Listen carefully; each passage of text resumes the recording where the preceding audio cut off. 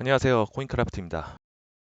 코인크래프트 주간 뉴스레터 8월 둘째 주 소식을 전달해 드리겠습니다. 우선 8월 둘째 주 뉴스레터의 제목은 8월 15일 운명의 날이라고 제목을 정해봤는데요. 무엇보다도 리플, XRP의 홀더들이 가장 기대되는 한 주가 아닐까 생각을 하고 있습니다. 드디어 길고 길었던 SEC, 미국 증권거래위원회와 리플의 싸움이 종지부를 찍는 주이기도 하기 때문입니다. 아마 이번 주 이후로 리플에게는 새로운 세계가 열릴 것으로 생각이 됩니다. ETF 상장을 시작으로 무궁무진한 시장이 열릴 것으로 생각이 되는데 일단 이번 8월 둘째 주에 어떤 암호화폐 소식이 있었는지 한번 살펴보도록 하겠습니다. 먼저 가격 시황을 간단하게 설명을 드리도록 하겠습니다.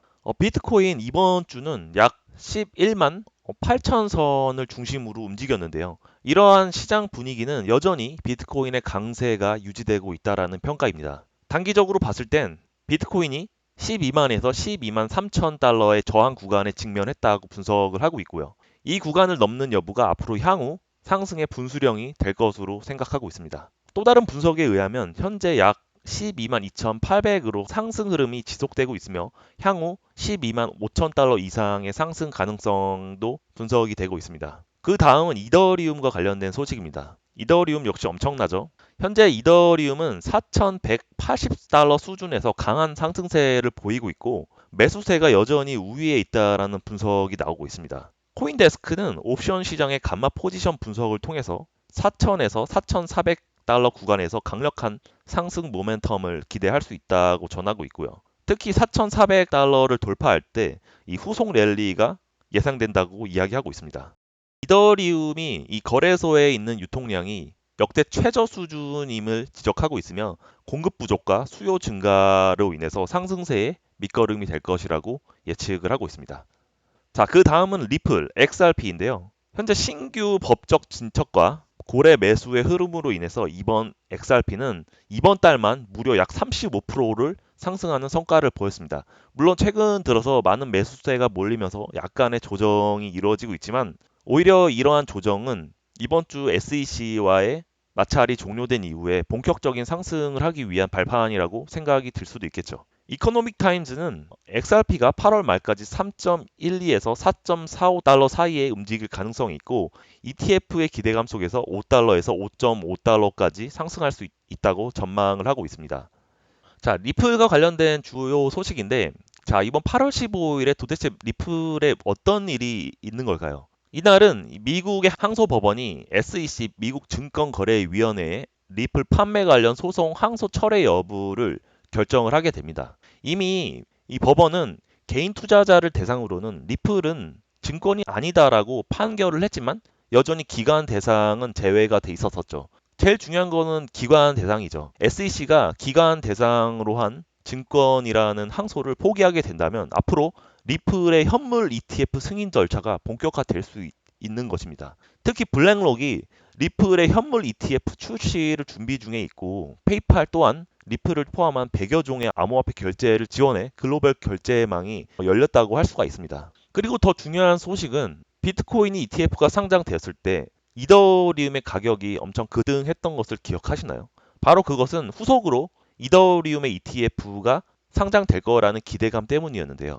마찬가지로 리플이 XRP가 상장이 될 거라는 기대감이 오른다면 무엇보다도 차기 주자로 알려져 있는 솔라나, 카르다노, 그리고 도지코인과 같은 차기 주자의 암호화폐들이 알트코인 ETF 기대감으로 상승을 할 수도 있겠죠. 이런 부분은 투자자 여러분께서 참고하셔서 투자하시면 도움이 될 것 같습니다. 리플의 또 다른 빅뉴스인데요. SEC와의 항소로 인해서 가려졌지만 이 일본 은행이 리플 기반으로 결제 시스템을 사실상 공인하며 암호화폐 ETF의 도입이 급물살을 타고 있습니다. 현재 일본의 주요 금융기관 80% 이상이 현재도 리플 결제 솔루션을 도입하고 있으며 SBI 홀딩스는 비트코인, XRP 혼합형 ETF와 순수 암호화폐 ETF 두 가지를 제안을 했습니다. 또한 일본의 최대 은행 MUFG, 미쓰비시 UFG 파이낸셜 그룹은 XRP 기반의 부동산 토큰화까지 준비 중에 있습니다. 이러한 제도적 지원에 따라서 일본에서 리플의 입지는 점점 커지고 있고 일본은 리플을 포함한 암호화폐 실사용이 가장 앞선 나라 중 하나로 부상하고 있습니다. 이러한 소식은 리플의 제도권 진입의 신호탄이라고 할 수 있는데요. 단순한 채택을 넘어서 이미 신뢰를 얻었다는 뜻이기도 합니다. 따라서 SBI 홀딩스가 신청했던 비트코인 플러스 리플 연합의 ETF는 리플 ETF라는 새로운 트렌드의 시작점이라고 할 수 있고요. 이 일본이라는 나라는 미국과 달리 규제 명확성이나 속도가 모두 빠르기 때문에 리플 관련 ETF가 세계 최초로 상장이 될 가능성도 배제할 수는 없습니다. 그리고 미쓰비시 파이낸셜 그룹은 이 부동산 토큰화, 즉 XRP가 RWA 분야에도 활용될 수 있다라는 강력한 온체인 내러티브로 이어질 수 있다라는 이야기가 되고 있습니다.